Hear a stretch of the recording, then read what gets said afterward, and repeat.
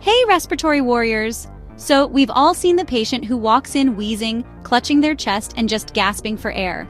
That's an asthma exacerbation. And honestly, how we respond in those critical moments can mean the difference between stability and respiratory failure.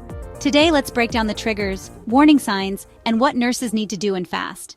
Asthma is a chronic inflammatory disorder of the airways, marked by bronchoconstriction, airway hyperresponsiveness, and, well, mucus production.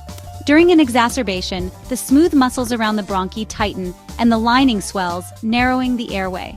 So, common triggers include things like allergens such as pollen, pet dander, dust mites, respiratory infections, exercise, cold air or weather changes, smoke, strong odors, pollutants, and, non-adherence to controller medications. Signs and symptoms of worsening asthma. Let's talk about what to watch for. Increased wheezing, shortness of breath, and chest tightness are big red flags. Coughing, especially at night, tachypnea, and the use of accessory muscles are also important. You'll want to pay attention to a decreased peak expiratory flow rate, or PEFR. And a silent chest means severe airway narrowing. That's an emergency.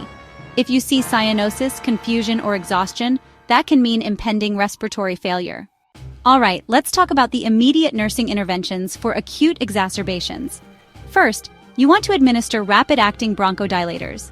Albuterol, given by nebulizer or a metered dose inhaler with a spacer, is your first-line treatment. For moderate to severe cases, you can add ipratropium. Next, provide supplemental oxygen and aim to maintain oxygen saturation at or above 92%. Be sure to monitor for any signs of hypoxia or fatigue. Monitoring respiratory status is also crucial. Keep an eye on vital signs, respiratory effort, and lung sounds. If the patient is able, use a peak flow meter. Watch closely for any signs of decline, such as falling oxygen saturation, confusion, or increasing fatigue.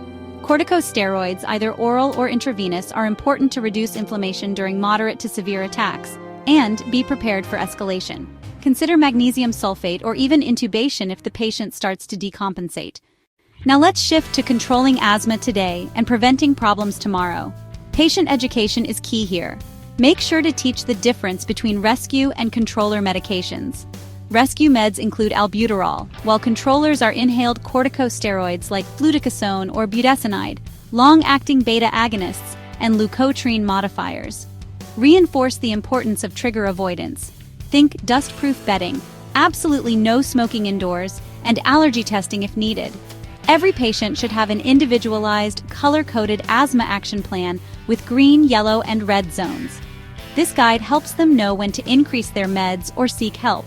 It's also essential to ensure patients know how to use their inhalers and spacers properly. And don't forget, follow-up is key. Help connect them to outpatient care for ongoing support. So here's the bottom line. Stop the spiral. Teach for control. Asthma may not always be curable, but it's definitely controllable. Nurses are right there on the front line, relieving those breathless moments and teaching patients how to breathe easier for life. Do you have any tips for asthma education or managing severe attacks?